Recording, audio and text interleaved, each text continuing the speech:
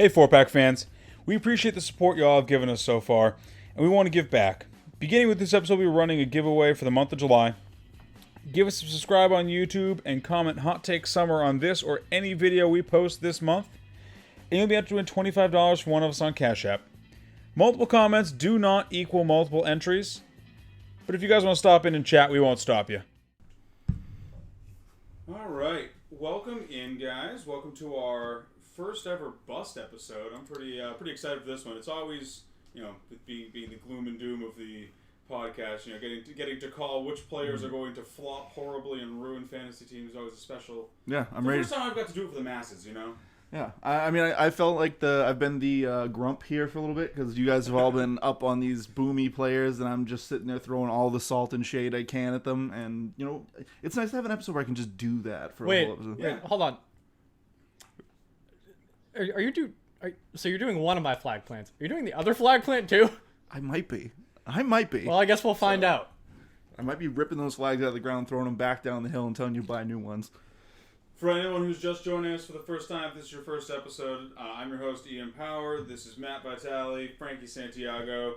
You can follow us on Twitter at F4P_Ian, The Spoon, which is FPOON, Yep. and Senpai Koala, as well as follow our podcast channel, the Fantasy 4-Pack. That's the number 4, not the word.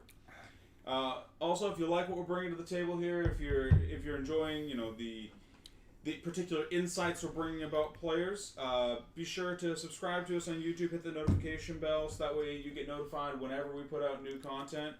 And make sure that you share us with your league mates, even if you really want to keep us to yourselves because you want to make sure you win. The more people that follow us and subscribe to us, the more content we can put out. Yeah. So it's really just a win-win for everyone. Yeah, because then you might be able to see someone submitting a question about start sit for a certain week, and you happen to have those players in the same week. So it's just more eyeballs for us to talk about players, and maybe you just keep it away from like that one guy in your league that you hate. Yeah. For anyone who didn't catch on, we are doing busts this week. We did breakouts last week. For what we chose for busts, just so everyone knows sort of like the parameters we're operating off of, we're specifically looking at players that are going in the first 4 rounds of drafts. Mostly because while there are busts later in drafts, the busts that go later aren't really as impactful to fantasy teams. If your 8th round pick busts out, okay, you used a late middle round pick on them. But if you lose a player, just like a player just does not perform as drafted in the first 4 rounds, that's a major. You're probably trying to trade or hit the waiver wire to try and find a replacement for that player. So we're trying to bring to you guys some players that are going in these first 4 rounds that might have a little more poop than their current hype suggests. Yeah, all of Frankie's players basically. Yeah, we're doing a little episode of where's the poop for these players. But before we kick it in, since you made the pick this week, why don't you tell the lovely folks about what beer you chose to subject me to? I chose an IPA called Neon Sails by Mast Landing Brewing Company. I've never drank it before, but it has a beautiful can. Honestly, it was really just the can that made me pick it. Had no knowledge of the beer or anything about it. I just grabbed it off the shelf. Frankie's like, "Oh, nice, that's a good one." I was like, "Oh, sweet." Yeah, you and actually on the way back, he's like, "Yeah, not crushable at all, though." Hey, you actually got really lucky with this one though, because it's about 3 weeks old, which is, in my opinion, I know some people like their IPA super fresh, but I think 3 weeks is that perfect time where it kind of bitterness goes down, and it actually does make it a little bit more crushable. I knew that when I was picking it. That's called intuition, Frankie. Yeah, as the not IPA drinker of the group, I can say this is not a fan, but at least it has kind of some fruitiness to it, so it makes it bearable. So I'll give it a out of whatever. I think it's solid, and like I said, great can design for any microbrew people out there. If you're trying to market your beer, just put shiny colors on the can. Make cool cans and funny names, and people will buy it. Neon Kitten, Laser Kitten, Neon Sails. I mean, maybe that's just me. But. Yes. All right. Well, without further ado, let's kick this one off, and we're going to start with the spiciest bust and sort of move back from there. It kind of feels like this should have been in the hot take episode, maybe, but let's open with Frankie, who is spouting doom and gloom about one Christian McCaffrey. Dun, dun, dun. Now, first, let me say, it's not all doom and gloom. I'm not saying he's going to be a bad running back this season. I'm not saying he's not going to perform well. I'm simply saying that if you have the first overall pick, it is not, for me, a lock to be Christian McCaffrey. What he did last year, I believe, is his absolute ceiling. There's only 3 running backs in the history of the NFL who have had 1,000 seasons. Over the past 3 years, from 2017 to 2019, he has had a total of 926 touches. Sure. Whether that be catches or rushing attempts. That's a bit. That is significant, yeah. So, if you're looking at other guys going around him, Saquon, Zeke, in my opinion, who's had kind of like a similar workload. I think he's at 1,004 from that same total, but less receptions, obviously more rushing. He's more of a traditional back. Sure. You know, kind of like that ground and pound kind of guy. He's the safer option. That's who I would go with if I had probably pick Saquon if I had the one. If CMC is still there at 2, I'm probably taking Zeke. He's just a safer option in my opinion. CMC's playing with a new quarterback. Yep. Who had a kind of atrocious touchdown interception ratio. Didn't know really how to take care of the ball. Yeah, Teddy really hasn't been good since he hurt his knee up in Minnesota. Yeah. He's more of a glorified game manager, but safe. They're going to be down in games a lot. He might get game scripted out. I mean, he is still like the 1 or 2 on that team as far as receptions goes. But, I mean, DJ Moore's stepping into that role. He's obviously going to be like the down-the-field threat. CMC's going to be coming over the middle a lot, or he's going to be going to the outside. It's harder for running backs to break that outside. So, well, don't forget, DJ Moore is not just down the field. They have Robbie Anderson and Curtis Samuel for that. DJ Moore really does more short intermediate routes. Yeah. Like, if you look at Alvin Kamara last year when Drew Brees went down, it's kind of a similar situation. I mean, Alvin Kamara has been touted as one of the better pass catching backs in the league. Yeah. And I'd say he's top 3. Yeah, over that short span, I mean, his receptions and yards through the air definitely was not up to par with what we saw the previous year, especially with Mark Ingram there. Wait, so Frank, are you saying that you were upset if you were an Alvin Kamara owner last year? I was. I'm clutching my pearls. It's more of, like I said, it's not that he's going to be, like, he's not going to, I don't think he's going to fall out of the top. I think his absolute floor is top 7. Okay. Could be top 5, but I think that he's definitely going to take a step back this year. Sure. I mean, especially with COVID right now. There's no preseason.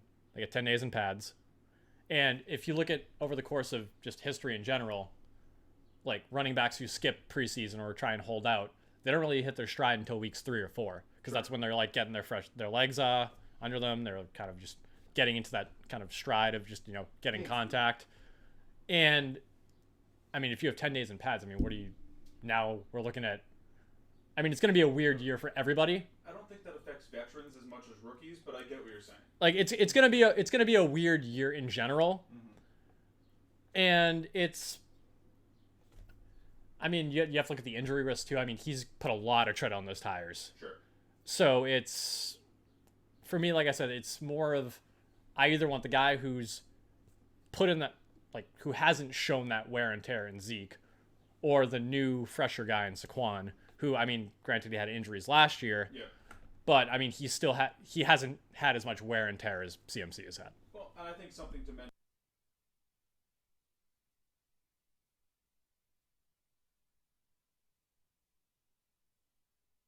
of those 3 offenses easy. Yeah. Also, on top of that, there's a reason. Like Saquon and Zeke were touted as generational talents. There's a reason why when Zeke was coming out, he was the next Adrian Peterson, and Saquon was the next Zeke. Yeah. CMC is a special talent that we know about, but the other 2 are just athletic freaks. And I do agree with that. as someone who's had the first pick a couple of times, I feel like if you just go with the guy who everyone has the number one, who usually was just the running back one last year, I feel like you're just kind of playing too much into what did they do for you last year, whereas you have to try and project what is going to happen this year. Whereas I feel like I've preached this before in the whole top 3 running backs don't usually repeat. Yeah. And there's only been 2 who've really ever done it recently to repeat in that top spot. It was Todd Gurley and CMC. Well, it's like 3 times is unheard of. So if you just look at just another thing from my point, it's like you are looking at, in my opinion, CMC's absolute ceiling. Like if you look at 2018, Zeke had more yards from scrimmage. I don't know if he had as many touchdowns, but I know, like, I'm not saying he's gonna, like I said, I'm not saying he's gonna have a bad year. It's just unrealistic to expect that what the kind of performance we saw from him last year again. Sure, you're saying there are potentially better, safer options at 1. Oh yeah. Than Christian McCaffrey. How is it just Saquon and Zeke that you take ahead of him? How many running backs? Like, let's say you're sitting at 4 and he somehow falls to you, or you're sitting at 3 and he falls to you. So Saquon and Zeke go 1 and 2. Are you taking him at 3, or are you taking someone like Dalvin Cook or Alvin Kamara? I could see myself taking Dalvin, but for me, it's kind of how I'm feeling at that moment. Sure. I mean, I typically don't like high picks in draft. That's why I don't. But if it plays out that way, I might just take him to 4 because, I mean, like I said, he's gonna get you numbers. He's gonna get you touchdowns. Getting injured, he's gonna be top 7. Yeah, he's gonna be a guy who produces. Sure. But to think it's gonna be at that perennial number 1 where it's unanimous, undisputed, I don't see it. Yeah. Sure.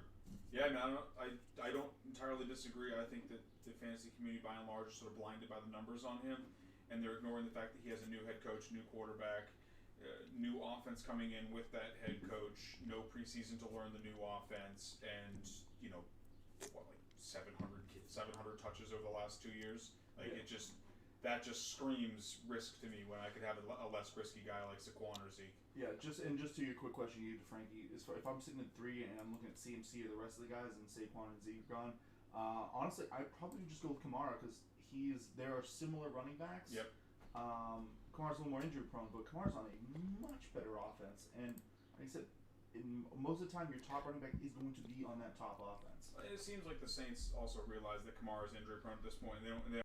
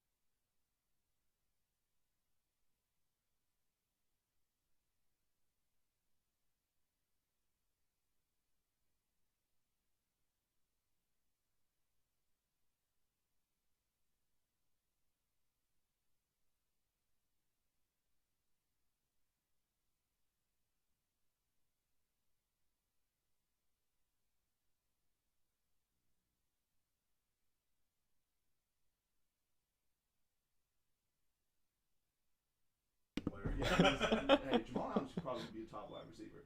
You got man's talent. Maybe a tight end. Yeah. You heard it here first. He's a big guy. But back to Aaron Jones, when I look at him, I just see all these huge warning flags that are telling me that I should be just screaming from the rooftop, just let this guy slide away, let somebody else chase that touchdown, that's getting those touchdown numbers, they're going to slide back. I mean, this guy has been doubling his production value every year. Literally, his touchdowns have gone up double every year. 4, 8, 16. Yeah. So unless you're projecting him to do the same or double again, like it's covered in all these issues. And then on top of that, as I've been warming to it more and more, Aaron Jones is the 5th round running back who they've slowly learned to love. If they actually liked Aaron Jones as much as they did, why did they spend a 2nd round pick on a running back? Granted, he's more of a bruiser, and we want to say he's a fullback, but that just means less goal line opportunities for Aaron Jones. That's somebody vulturing touchdowns. As somebody who has had a Packers running back, I can just remember all the times watching those game casts and just seeing Kuhn going across that line. And Aaron Jones going down the field. Jonathan Kuhn just stealing touchdowns from you left and right. So when I look at it, I just don't see a way he gets back to double-digit touchdowns. I think like his absolute ceiling is 10, and if he's at absolute ceiling, I'll go with other guys who I think have a more sure workload. Where Aaron Jones, who only got 230 carries last year, you just look back at it and just all these red flags for you. So for me, like I said, I don't know how you guys feel. I know how Frankie feels, but I'll just pass on him. I have a few things to say. I'll go for a guy like Miles Sanders. I'll go for a guy like Joe Mixon, who has a lot more sure workload. Frankie, because I know you're going in the opposite direction here, and I'm actually siding with Vitali. All right. I have a comparison to make that I think.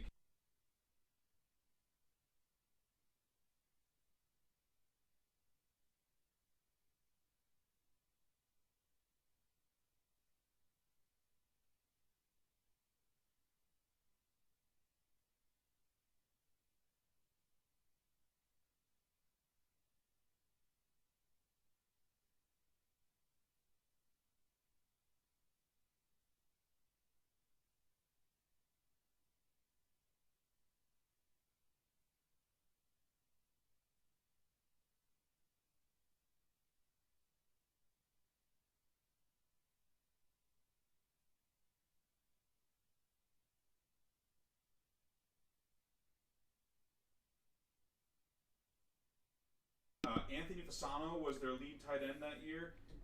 25 catches for 226. That was like the beginning of Travis Kelce, and that was actually when he got 67 catches for 862 yards and 5 touchdowns. Alex Smith only threw 464 passes that year for 3,200 yards and 8. So it's like, yes, Jamal Charles had a okay year from a touchdown perspective the year after he posted those ridiculous numbers, but he was also literally the only person in that offense. Aaron Jones isn't the only person in that Packers offense. They still have Devontae Adams. Alan Lazard looks like a good up-and-coming receiver. I'm blanking on the tight end's name. Yeah, the guy they just drafted. Yeah, the new tight end has got a good bit of hype around him. They just drafted a 2nd-round running back, like you said, in A.J. Dillon. It's just there's a lot of other guys in that offense to 1 steal work and 2 steal touchdowns. I don't see it as being repeatable. Yeah, I'm just telling you, Frankie, believe in the bell curve. He's just doubling up. Now he's hit that peak. Now it's time for him to come back down and A.J. Dillon to take. So I'm not going to go too aggressive in my rebuttal, but if you look at Aaron Jones over the past 3 years, he's doubled his production over the past 3 years. Yeah, doubled, like I said. Drafted in the 5th round. Do you think that has something to do with the Packers being like, hey, we have this special guy where, he played 8 games in 2017, still almost turned in the same amount of touches or volume as Jamal Adams. He had the same touchdowns. He had, I think, 80 to 100 less yards. 2018, about the same. Why am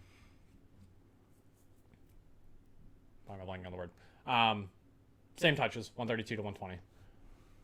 Turned in a little bit more volume.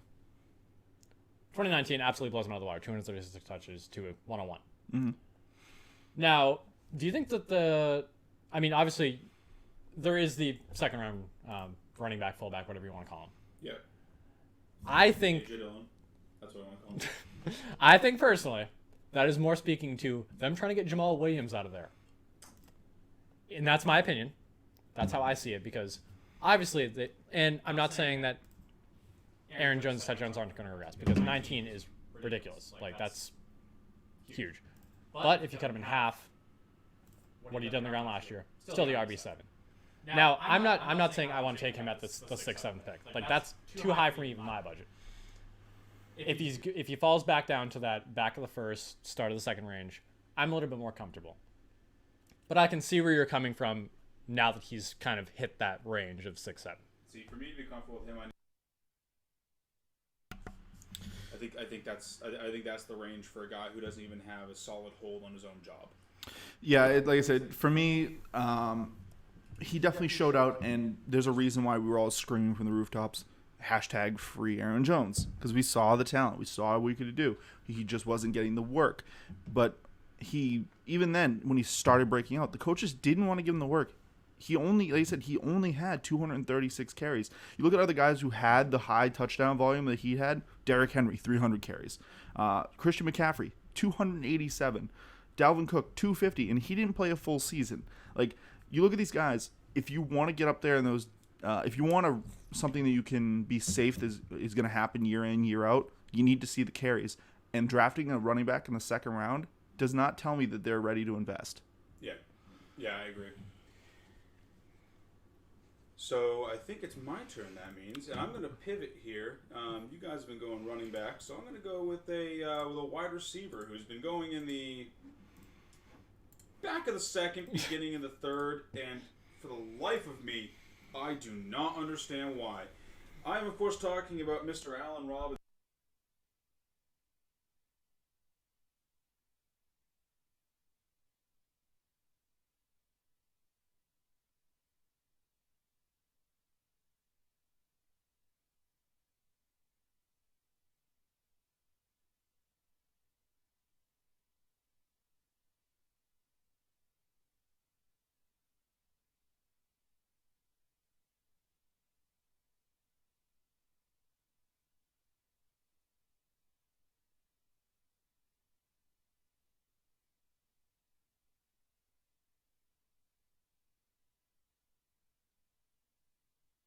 Offensive line is marginally better than last year, according to PFF. Last year they finished at 25th. PFF has them going into this season as the 22nd worst offensive line.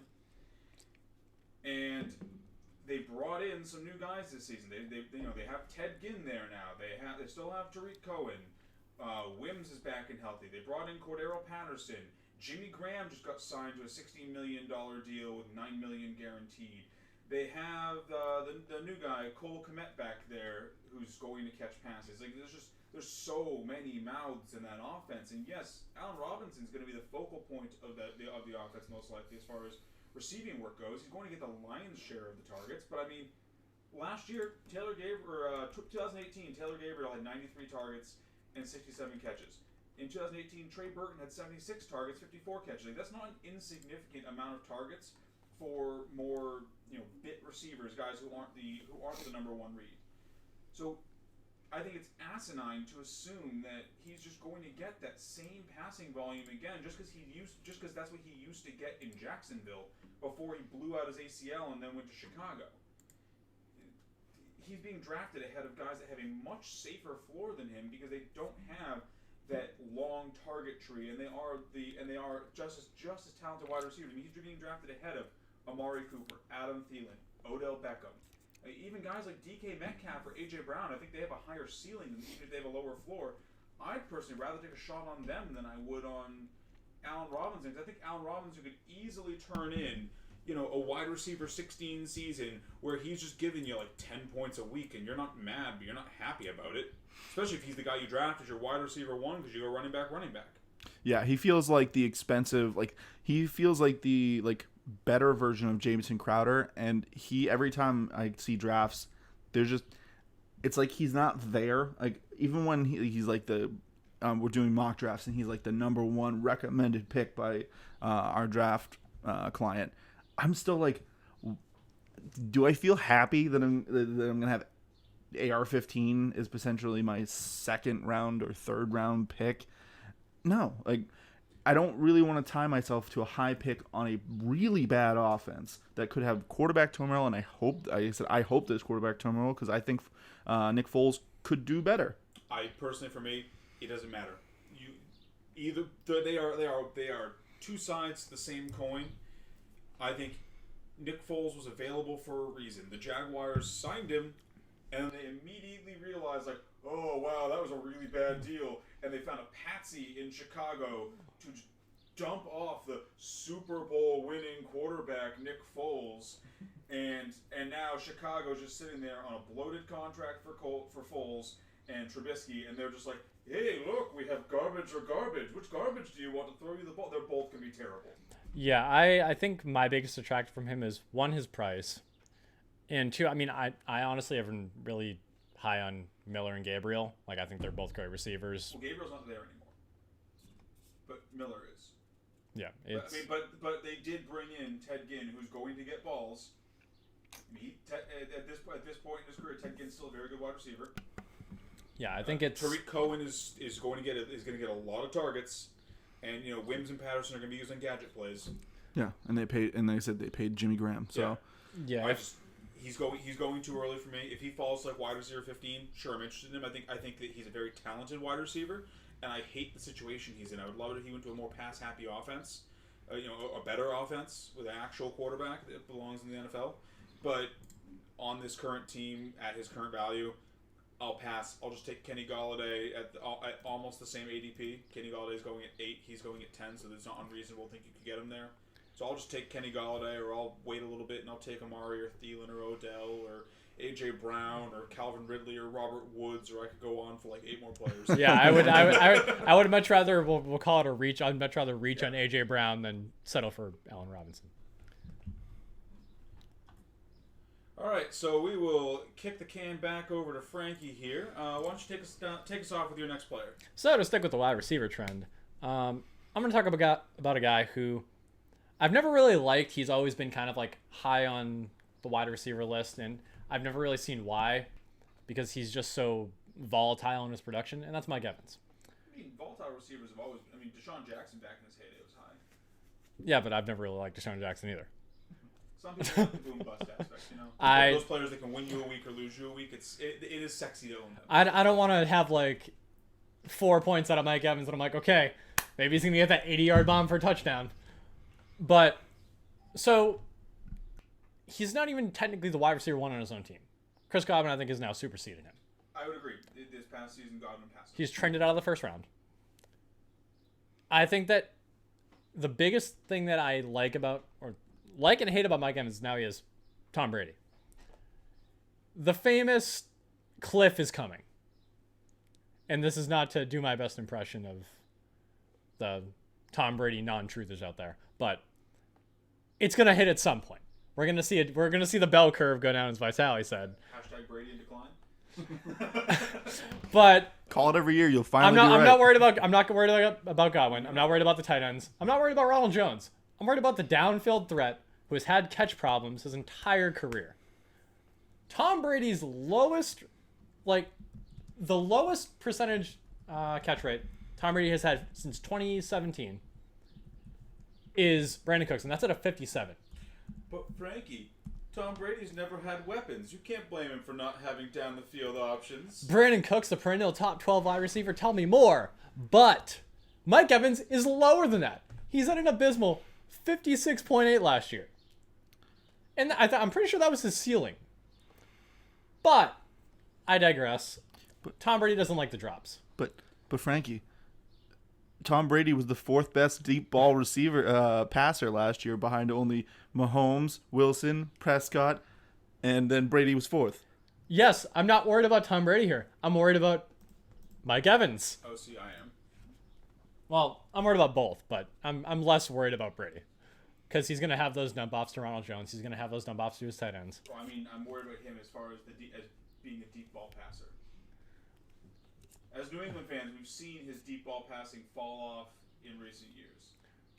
Well, yeah, He might try and push it on the field sometimes, but he does not have the arm or the.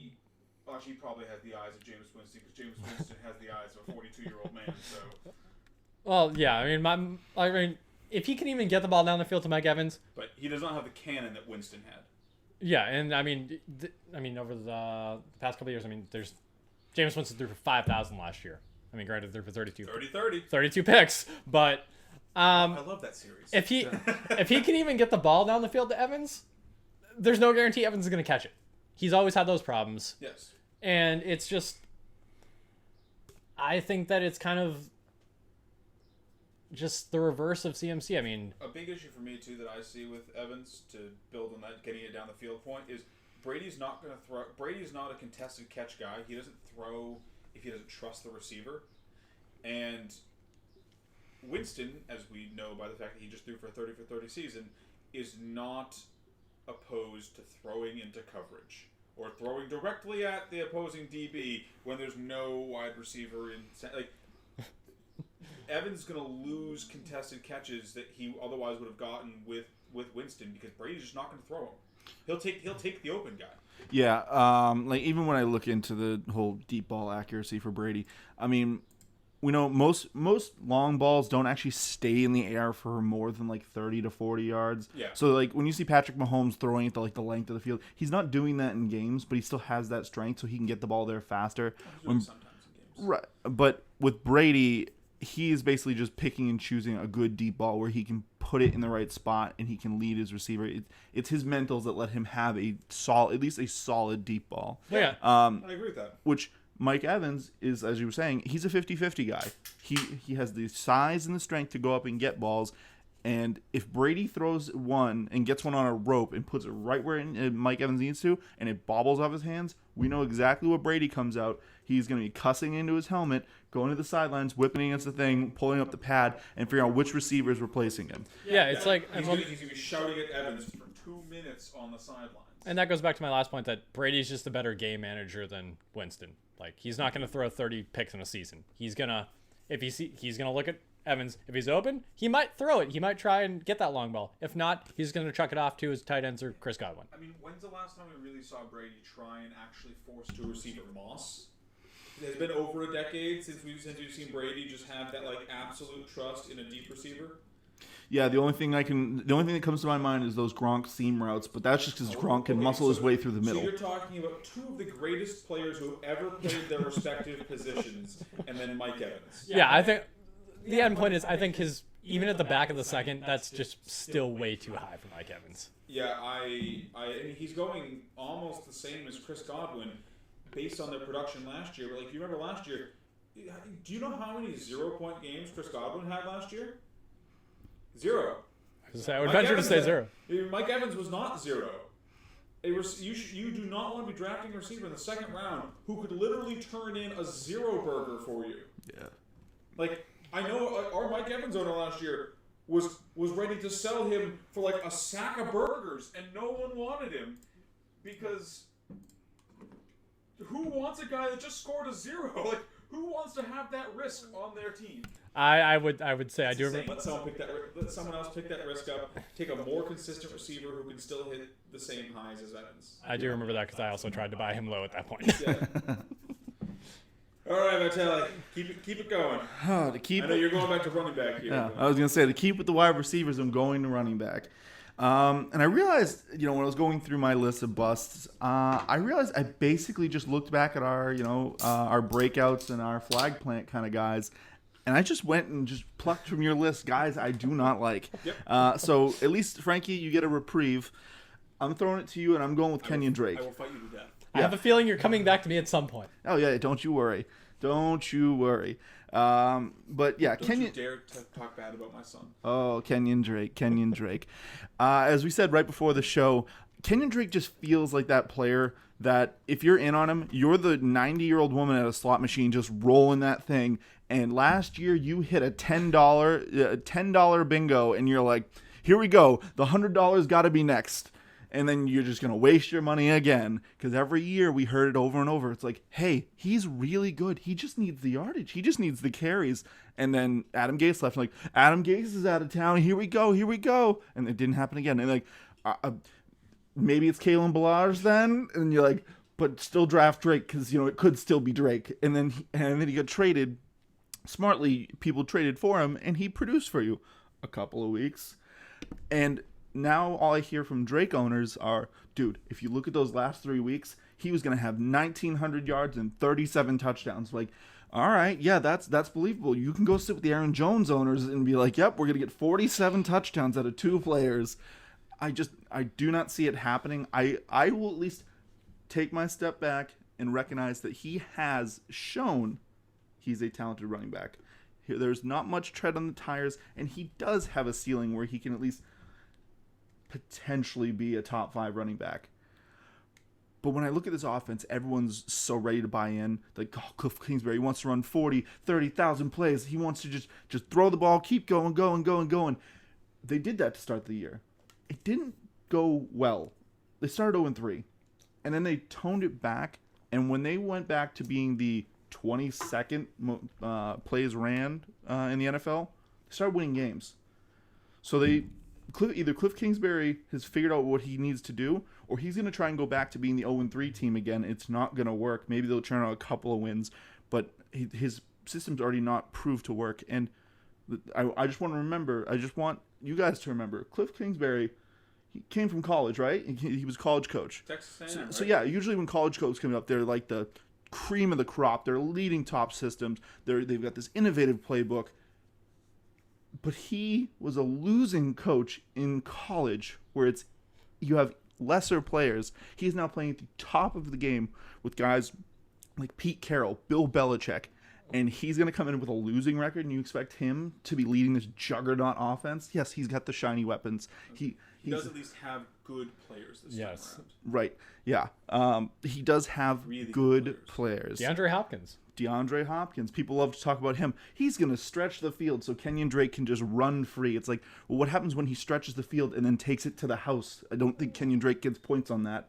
So people telling me that Kenyon Drake is an ad, I can really see it. Yes, defenses now have to respect Kenyon Drake, have to respect the passing threat that much more. But now Kenyon Drake doesn't get more work because they're throwing the ball more to somebody else. I also look at it and look at the perfect system and perfect situation he got. Came in week 9, he had a good game, and then he went right back into the bin, 35 yards and 6 through the air, 67 yards, 13 through the air. Like, he was producing in middling running back territory. And then Chase Edmonds went down, and he had no one there. So he just got he was on 75% of snaps. He was just going out there and just getting all the work.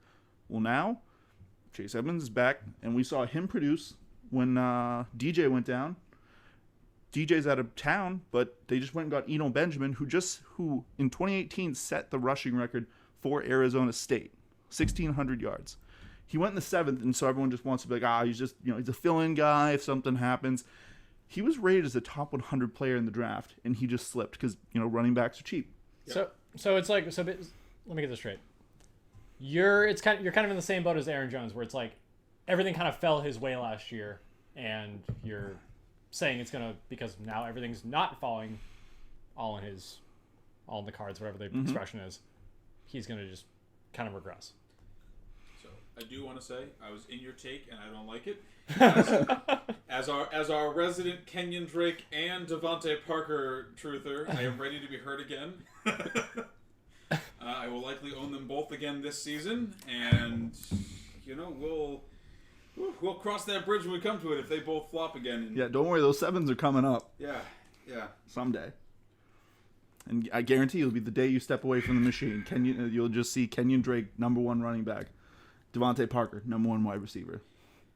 I will say, though, as some counterpoints, so yes, DeAndre Hopkins is going to take a large chunk of passing volume, as is his right as arguably the best receiver in football. Mm-hmm.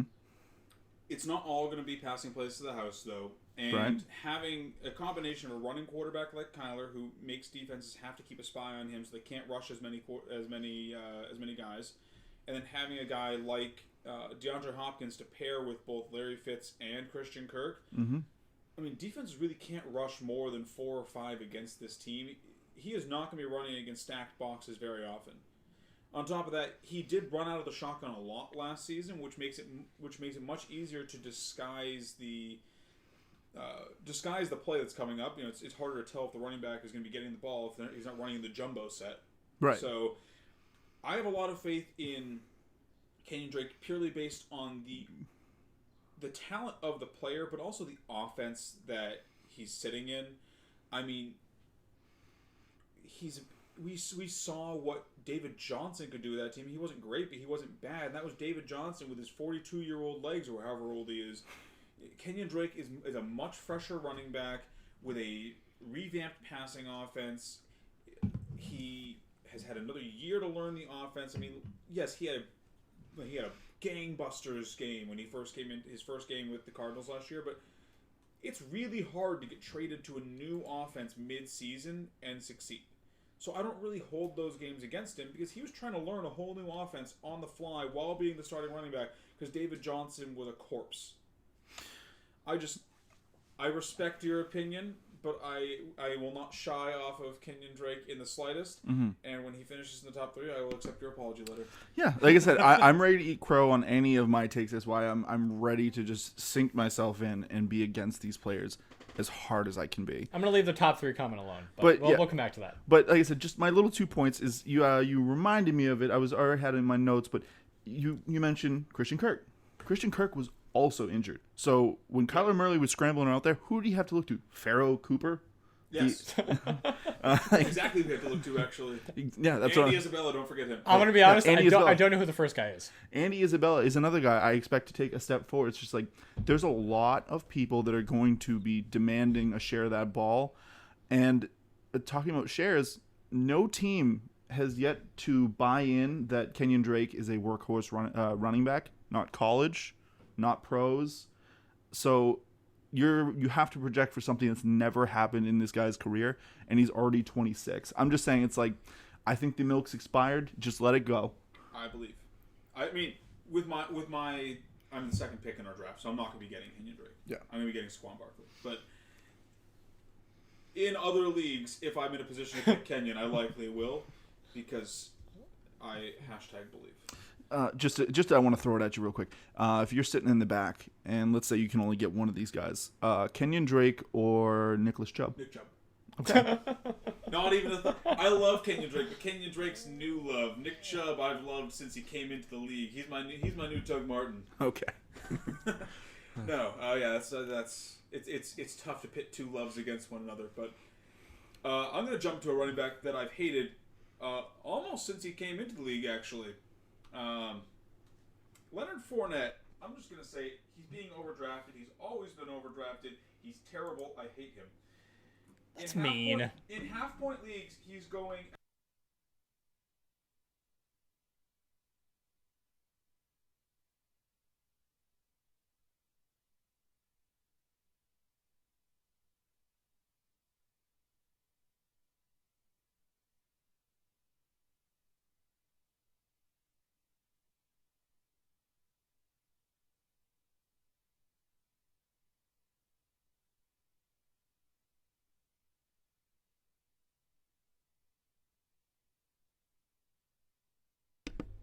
I think that's also mean, but continue. They're going to be throwing constantly because they're literally never going to have a lead.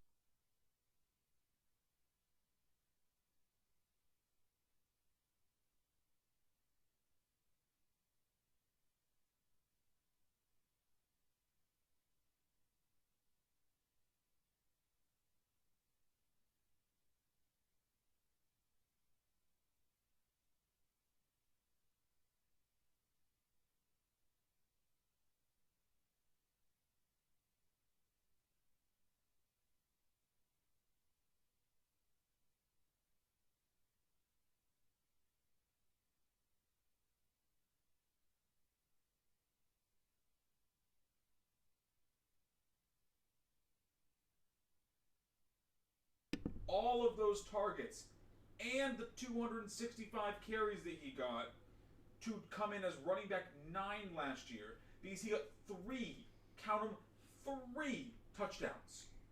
That's running and passing combined. So yes, he probably has some touchdown regression coming his way. He's probably not going to get 3 again.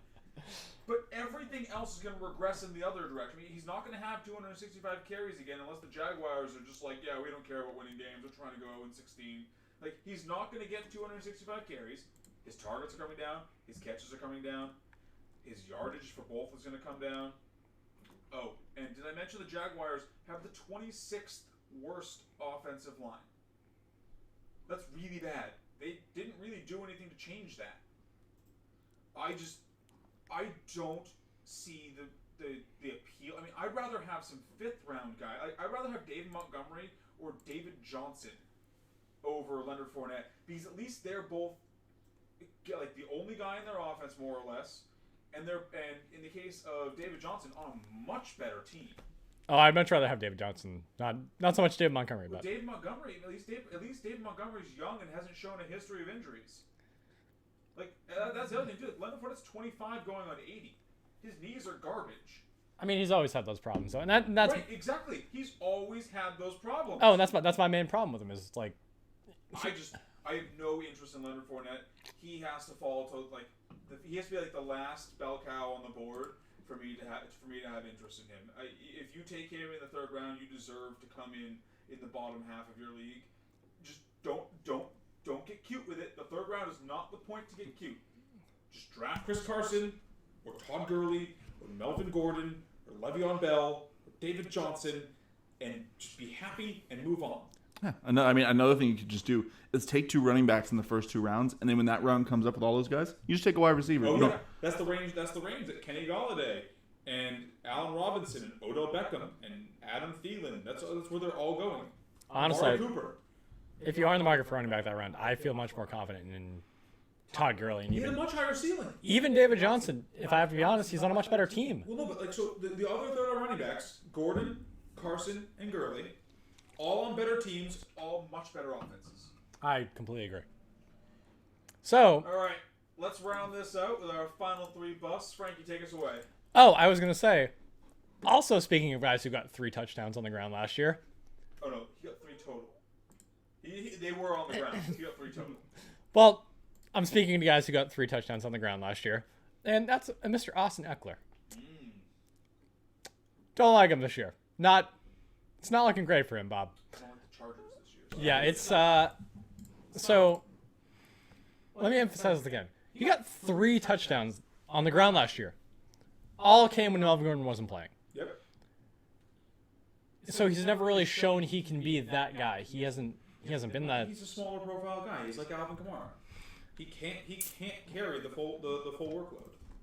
Yeah, I mean he got 8 through the year last year. I mean that's 8 or 9, yeah. Yeah, it's not blowing you out of the water, but it's not great. It's like he was 73% of his points came from receiving last year. Sure. No other running back in the top 20 had more than 48%. Yep. That's he was a more effective wide receiver than a running back last year. Yeah, he was a slot receiver. So Melvin Gordon's gone. You're thinking, oh, he's going to be the head show in town.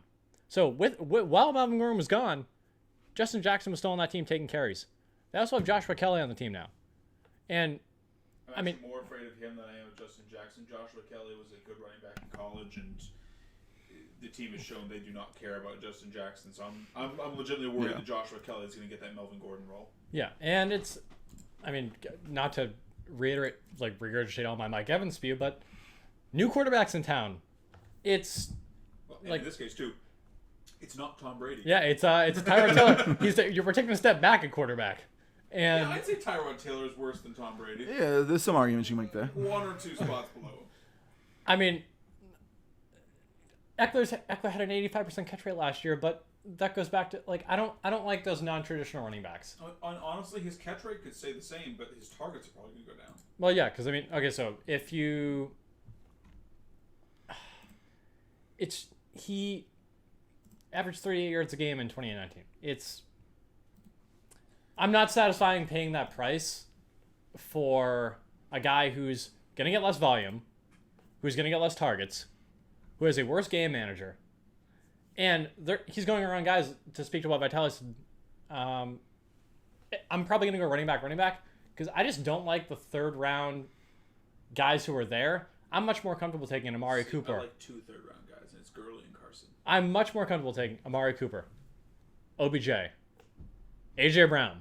Like, there's so many other guys, and like, so Gurley and Carson are going in that range. They're both they're both running backs from really good offenses with a lot of upside if they play the full season. Yeah, it's kind of I just don't like him at all. See, I disagree with you, but only because of Eckler's price. I'm actually I'm warming to Eckler personally. We now have a quarterback who lacks the long ball. Yep. So I think that hurts Keenan Allen the most. Yep. We have a guy. Well, it hurts Mike Evans or Mike Williams more than Keenan Allen. Yeah. I mean, like I said, Mike Williams. I could talk about. He's a guy I want to love, but the fantasy gods just will not let it happen. But when I look at Eckler, he's now got a lesser quarterback who I think is going to be more of a check down Charlie. And I think that could at least stabilize his production. And when you look at him, he only had it's almost my opposite take of Aaron Jones. He only had 3 touchdowns. Are you projecting him for 2 or 1? I mean, it's pretty hard to take a starting running back and say he's only going to get. I think what Frankie's saying though is that he only had 3 on the ground, but he had a bunch through the air, and like the 3 and his main spot at which Eckler provided you value was not on the ground. Like, as an Eckler owner last year in a full PPR league, I was very happy with Eckler because he never ran the football. Yeah, I mean, when I look at him, he had some consistency that you don't see from a lot of these later guys, especially with how bad running back is just being plumaged off the board. So when I'm looking at him, if he can slip to a price that I'm comfortable with, that back of the second, top of the third, I would be okay with taking him if what I project is going to happen with running backs. Well, you're in luck then, because that's where he's going. Exactly. So that's why I'm fine with him there. I don't think I'm getting a steal. I think I'm just getting a potentially not that sexy guy who's going to at least get me, 60 on the ground, 60 through the air, maybe a touchdown. Like, he's going to stabilize weeks. He's not going to lose you weeks. Yeah, I agree. I'm not off Eckler. I'm off Eckler if he rises. I think where he's going is just about his value because he's going to be a pass-heavy running back. The passing attempts are going to come down because Tyrod Taylor isn't Phillip Rivers. So they're going to have more drives that stall out. Joshua Kelly is going to take carries, but I'm not super worried about it. I'm more worried about he's the least worried I am about a Charger weapon. I'm comfortable if my pick comes around, he's on the board, he's who I have to take. I'm comfortable taking him as my RB2. Being at the 2 pick and 12-man draft, I'm comfortable taking him at like 23. If he's there, I would probably take him as early as 20. But any earlier than that, it's getting too cute. There's better guys on the board. Yeah, 100%. All right, Vitaly, take us away with your last bust. Don't worry, Ian. The rest of my guys are safe for now. But Frankie, you've heard me talk about him quite a bit, so it should be no shocker that my next bust is the wide receiver 11 currently via ADP. I'm just going to guess it's AJ Brown. It is AJ Brown. He's a wizard. But you know who's not going to be a wizard? AJ Brown. Or he has ADP up in front of him. Yeah, no. I do actually have ADP up in front of me. Well, either way, when I'm looking for a guy who's going to be a wide receiver 1 for me, I'm looking for a guy who can catch 8 to 12 balls a game. Is that fair? Yeah, I mean, I'd say that's 12 might be high. But it's on the high side. I'd say like you want a guy to catch like 6 to 9 balls a game with probably 10 targets. Right, but if he's gonna be a wide receiver 1 for you, or if he's going to be a wide receiver 1, not just for you, but for the for the league at the end of the year, you're looking for a guy who has the ability to at least get double digits on some weeks and then still get high volume. You're generally looking for the volume guys who also put in the high catch and yardage work. Right. So you don't want the Jameson Crowders just because they catch 14 balls a game. Exactly. You're looking for guys who at least are going to get easily 100+ targets. So when ones on their own team, high percentage of the targets. Exactly. Basically, the ideal is DeAndre Hopkins, who was getting just every ball thrown his way some years. Julio Jones. Yeah. So all great examples. Now, it's kind of hard to do that when your quarterback only completes 14 balls a game, 13 balls a game, which is what Ryan Tannehill did while AJ Brown was breaking out and being amazing. Granted, he helped you win last year because he was taking half of his touchdowns 50+ yards to the house. So when he has limited opportunities and he has to do that, that's your ceiling.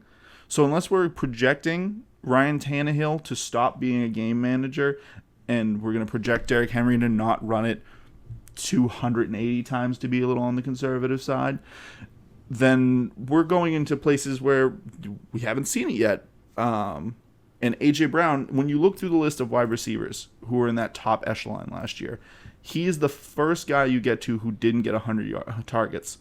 And it's by like a stark difference. You're looking at guys, Julian Edelman, 153, Allen Robinson, 154, Devontae Parker, 128, Keenan Allen, 149. So you're just rattling off like guys who you might think are less talented, but they're getting the work so they can produce. Oh, yeah. Whereas then you just drop to 84 with A.J. Brown, who only caught 52 balls. So I love A.J. Brown. Like, I love him a lot in Dynasty. Yes. I'm less hyped about him in redraft. I think he could be, like, I'm probably not going to own much A.J. Brown in redraft this year because I do agree with you. I think he's being overdrafted based on how that Titans offense wants to run. I think he has an amazing skill set. I think he has a future as a top 5 wide receiver in the league. I'm concerned it's not going to be this year. I think he needs to be going around the range that like Terry McLaurin and Hollywood Brown are going, and he's not. He's going in the range of Calvin Ridley and Robert Woods. I think this year will tell a story. I think that the fact that he averaged 21 fantasy points a game in his last 6 last year is why he's going that high. My concern is that's not sustainable. Well, no, that's what I'm saying. It's like I think that this year is going to tell a story because obviously he did have the high efficiency rating. Mm-hmm. But I do agree with a lot of his points.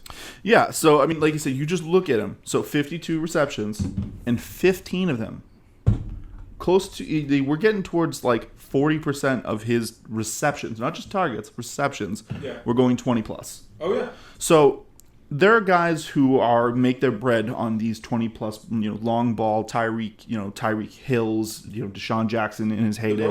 The burners. But we all know they're boom or bust. And last year he boomed really hard for people, and he was cheap. Yeah, I mean, Tyreek only stopped being boom or bust when he got Patrick Mahomes. Exactly. Who was probably the next great. So if you told me next year he's getting a cannon arm quarterback who's going in the first round, I'm ready to buy in. Sure, maybe they get Trevor Lawrence or something. Exactly. If they get one of those guys, call me next year, I'm in. But when I look at a guy who doesn't throw a lot on a team that wants to run, that, in my personal opinion, caught lightning in a bottle. Like, when you look at their defense, they had one of the best defenses last year. And last year and this year, nobody's giving any respect to that defense. I think everyone's just recognizing they kind of just gelled. They caught they said they caught lightning in a bottle, and that whole team just produced above their level. I think they're going to regress back to the median and probably be on the lower half of offenses. So all those together, he's not going to get the targets that you want from your wide receiver one. He's not, like, unless he's going to exactly reproduce those long ball touchdowns, which are hard and fluky to get.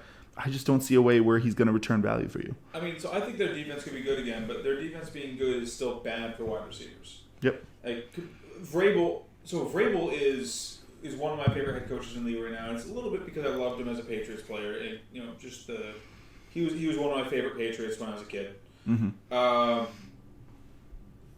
So I think the defense could be good again, but Vrabel's a defensive-minded head coach. He's clearly an old-school guy. He likes to pound the rock. I agree. It's like, it worries me that we could see this, like, because the reason that A.J. Brown's where he is, everyone's projecting A.J. Brown to take a step forward in targets and catches.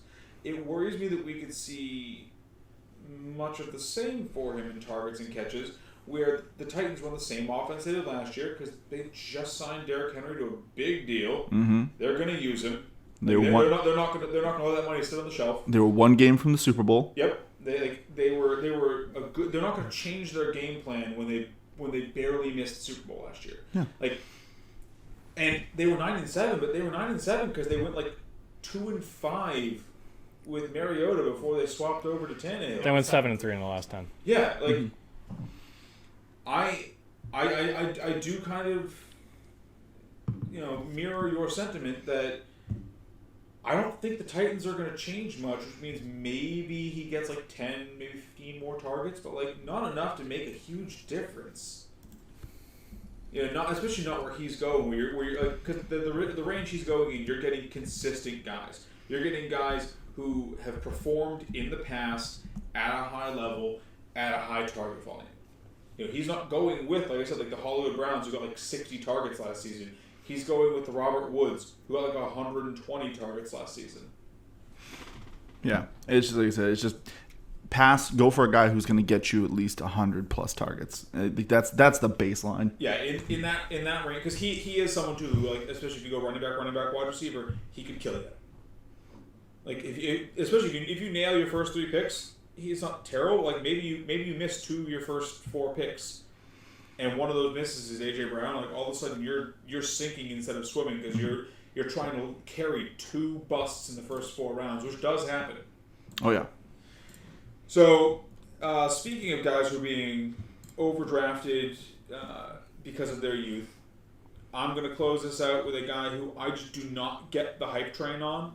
I mean, I get it dynasty-wise. CEH, I love what he brings to the game. I think he got drafted by the perfect team. He was really good in college. But I don't understand what drives fantasy owners to pick CEH at the back of the second, beginning of the third.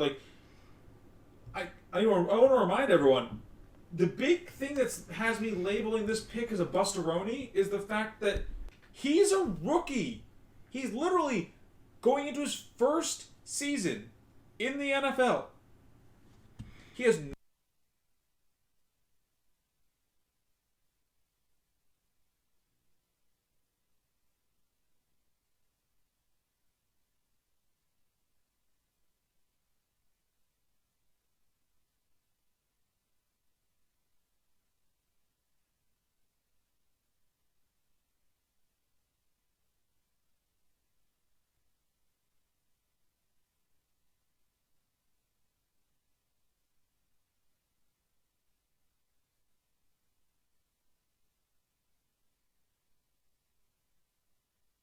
the NFL just canceled the preseason. It's just not happening.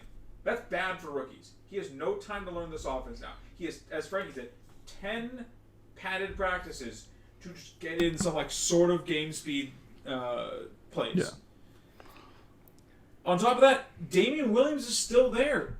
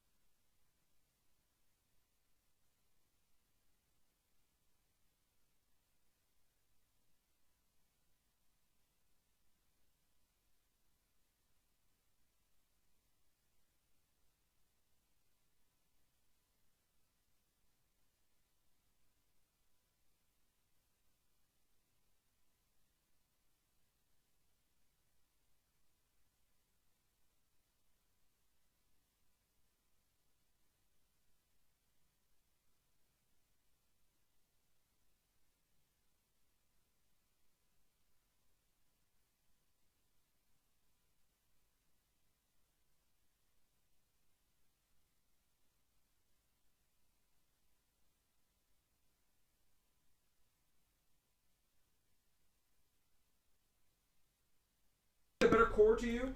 I'm Nick not. Chubb, Julio, and Todd Gurley rather than like Nick Chubb, Julio, and CEH. I'm not on Team CEH at all. Yeah, I love the talent. I obviously drafted him in Dynasty because I think that he's going to be big in this league. I think he's going to succeed. But I don't think he's going to succeed for redraft owners this year. And I think if you're taking him where he's going, you are setting yourself up for failure because it's not the math does not suggest that he is going to be a factor early in the season. And if he's not, then you are automatically playing off your back foot, and that's bad for fantasy. I could not agree more. Yeah, like I said, just my quick blurb, like that's what I've been looking at is rookies need time to acclimate to their team. They're not getting as much training camp. They're not getting preseason. They're not getting all this. So when I look at it, I wanted to be down. Like I'm already down on the rookie wide receivers because rookie wide receivers already don't pay out, and now they're not getting time to gel with their new quarterbacks. So I'll probably draft like one, like maybe Judy if he falls low enough, but like I'm pretty much out on all of them. And if all these rookie running backs at least took like a 2-round hike, which I know they're not because there's too much hype. Especially CEH, like his hype train is a bullet train at this point. Like it's just he might raise in value. Yeah, like just be smart, save yourself a valuable pick, take a guy. This feels like a season because of the lack of preseason. Go for the sure thing that you have already seen and you know it's going to do, as opposed to the young guys who are unproven and could burn you because of a lack of preseason. I completely agree. Well, Frankie, unless you have any final nuggets of wisdom about CH, I think that'll do it for our bust episode. Yeah, you guys pretty much said everything I wanted to say. I just don't trust rookies in general, as just a personal thing. Sure, I mean the NFL's hard. You're playing with literally the top players in the world at your profession. And this year's weird. Yeah, and it is a weird year, yes. So, yeah, whenever possible, avoid rookies this year, guys. That's just, like, bust aside, because there are plenty of rookies going outside the top 4. Avoid them. Avoid them and take the safer option, and if they start popping, try and trade for them in season. Yeah. You done with 2? I am done with 2. What are you on? Nowhere close. All right, so then like the floor is to you. All right. Well, then I am going to talk about more of what I was just talking about with rookies. And really just COVID in general. The more I look, and actually, so you guys just saw when I posted on our primary league, one of the things I'm doing this year is I am expanding IR slots due to COVID to maximum IR slots.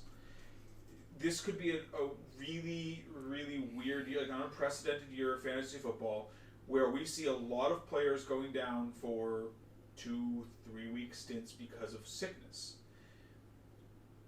This is a year where you want to draft for safety more than any other year. If not drafting for safety this year could really cripple your team because, like, say you draft, because we don't know who's going to get sick. That's the thing. We have no idea who's going to catch it and who isn't going to catch it. But if you don't draft for safety, like, worst case scenario, your studs that have performed year in year out catch COVID, and your hypey breakout players don't catch it, and all of a sudden they aren't performing. Your studs are off the the starting line for a while, and you're just kind of sitting there like, all right, well, what do I do now? Like, this is a year above. I'm generally a safe drafter as it is, but this is a year above all else where you need to focus on just drafting guys who have proven they can perform at an NFL level and really cement the core of your offense with those guys, because this might be the most injury prone year we've seen in recent memory because of COVID. Like, they already set the rule for the commissioner's exempt list where anyone who gets COVID can just go on the commissioner's exempt list. There is no they already walked back they have to be on there for 3 weeks thing, but it's like they can just be on that for as long as they need to heal up. And we've seen players come back from the flu, and it's like, you after you get over a major sickness, you aren't good right away. It's like there's already so much in question with this season that drafting additional questions does not make sense to me. I implore our listeners, draft the safe guys. Draft the Ezekiel Elliott's and the Julio Jones and the Devontae Adams, and the actually not Todd Gurley, but and the Chris Carsons. Draft the guys that haven't changed offenses, and their team remained largely the same, and leave the CEHs and the Allen Robinsons and the Jonathan Taylors and these rookies or more questionable guys. Leave them to your league mates, and just enjoy the fact that you at least know who's going to be starting on a week in, week out basis. That's all I got for that. Just draft with safety. Well said. All right. Well, that'll do it for this. We're going to bring you guys another mock draft on Monday, and I think we're going to be doing a little standard draft this week. For all the people who haven't come over to at least the half point PPR side. Yeah. So yeah, it's gross, but it's been a while. Yeah. So we're doing a standard draft. So for all you non-PPR truthers out there, this is your time. And we'll see you Monday. All right.